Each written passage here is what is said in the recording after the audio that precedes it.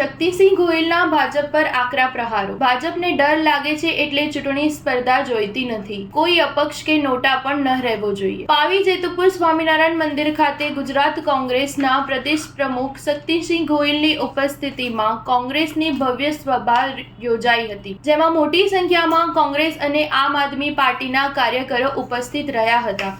તેમજ એઆઈસીસીના સેક્રેટરી મુકુલ વાસનિક, પૂર્વ ધારાસભ્ય ઇન્દ્રનીલ રાજગુરુ અને પૂર્વ વિપક્ષ નેતા અને કોંગ્રેસના છોટાઉદેપુર લોકસભાના ઉમેદવાર સુખરામ રાઠવા ઉપસ્થિત રહ્યા હતા।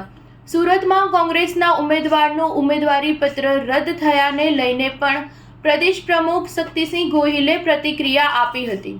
તેઓ જણાવ્યું હતું કે જે રીતે પૈસા લઈને પેપર ફોડવામાં આવ્યા હતા, એ રીતે હાર ભાળી ગયેલી ભારતીય જનતા પાર્ટીની સ્પર્ધા પણ જોઈતી નથી।